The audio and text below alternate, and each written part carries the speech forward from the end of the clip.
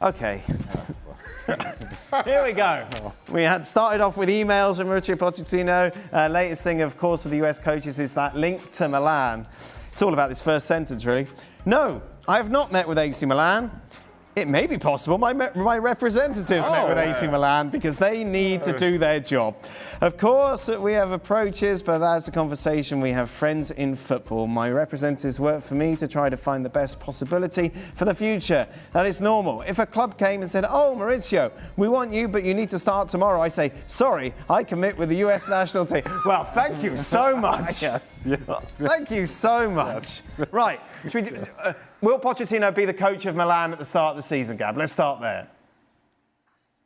Milan have so many things to figure out right now, including who the chief executive is going to be, who the director of football is going to be, who's going to be, what is the process going to be to hire the next coach. I don't think you want Jerry Cardinale and Zlatan Ibrahimovic just going and talking to people. I always love these stories. They come out, oh, he met with Milan. What does that mean? What, the notion of the club? He met with the club crest? He met with the mascot? Who was he talking to? Did he meet with all the guys? Did he meet with like Furlan and Tare, all the guys who themselves got sacked last Monday? Who the hell did he meet with? And I think that's the issue with these stories. I am sure, I'm 100% certain his representatives are pitching him to Milan, as well as to Bournemouth probably, as well as probably to Liverpool. Anybody who might be looking for a new coach, because this deal with the U.S. men's national team is up after the World Cup. That's not a secret. It's normal. Like Pochettino says, they're doing his job, or they're doing their job. It's just that the Milan angle of it got out, and now he's got to deal with this nonsense. I'm sure he's in the process. I think what's pretty obvious is that it can't be a very lengthy, deliberative process or an interview if they want to coach in place by the end of June, because he's going to be working at the World Cup. So I think he's just one of many names out there. Milan have a ton of things to figure out. I hope they learn from the mistakes of the past and they kind of go, start putting the building blocks with the people above before they rush into the coach. That they're looking at other people. I'm sure they would love to take a run at Iraola, for example. And then they'll see, and they'll take it from there. Is this really a big deal, Robbo? It's not a big deal at all, because every manager, if his contract's up at the end of the World Cup, he's going to be looking for his next job.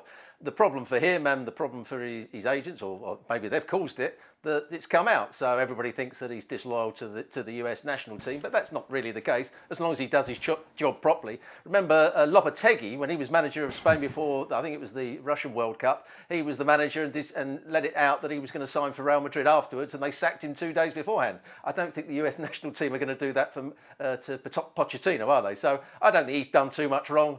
I think he'll do a good job during the World Cup, and he'll leave at the end of it. No big deal, Shaq? But sorry, Dan. One thing that is problematic, and you do well to bring up Lopetegui there, and this is a warning. If another club comes forward, or if Milan tomorrow announce that Pochettino is going to start working for them after the World Cup, well, you 100% don't want, and this is why Lopetegui was turfed out immediately. A guy at a big club who's got a 4-year contract with a club team who's coaching at a World Cup, inevitably that club team will be on the phone to him every night. What about signings? What about this guy? What about that guy? And then it becomes a distraction for the coach. This has happened before. It happened with Lopetegui. It happened with Conte. Conte stuck around, did relatively well before going to Chelsea. But it can definitely become a problem based on the magnitude of the club. So I think that is something to consider. I praise Pochettino for his honesty, but until he's announced, it's not an issue. As I said yesterday, in a vacuum, no, it's not that big an issue. Players do have talks and negotiations with other clubs. That doesn't affect their playing or their professionalism. And similarly, with this in a vacuum, I don't have an issue with Pochettino or his representatives talking to clubs about what's to come immediately after the World Cup. But we're, 2, maybe 3 weeks removed from there being an announcement or something of the other between Pochettino and US Soccer Federation that they're in talks to continue. My bigger issue is here. A couple of months ago, Timothy Weah comes out and says the ticket prices are just out of control. And the usual soccer fan in the United States won't get to appreciate this tournament for what it is.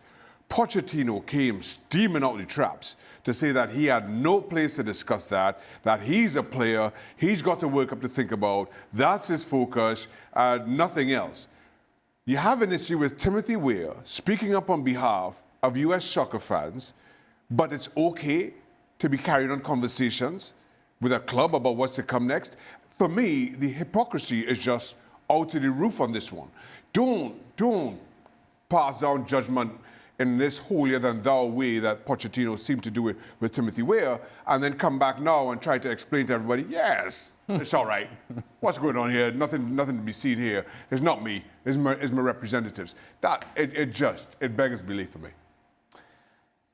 And it doesn't end there. Again, it doesn't happen in a vacuum.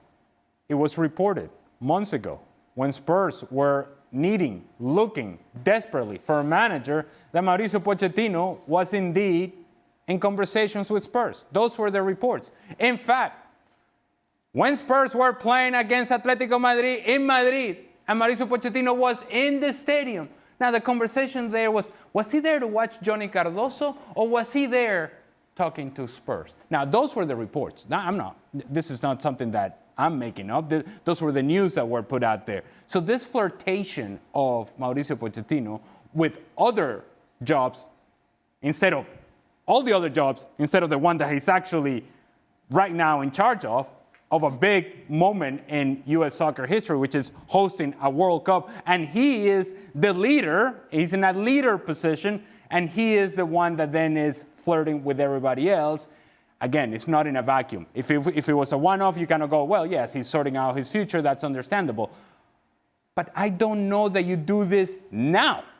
You're hosting a World Cup, and you're the leader of the organization. You're the leader of the team that's hosting the World Cup. And you're flirting? Well, not you. Your representatives are flirting. There's a time and a place, and it feels like this is not the right time nor the right place to do it. How many of his sleepless nights do you think he's having over there? Oh, well, zero. If you want to hear more from Shaq on this subject, he's joined by Yanis and Herc on the latest edition of Football Americas. That's available to watch now.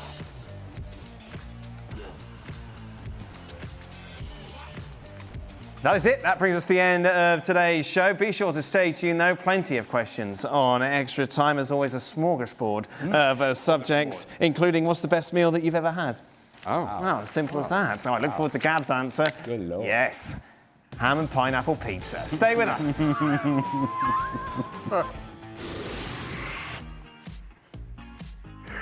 Oh, boy.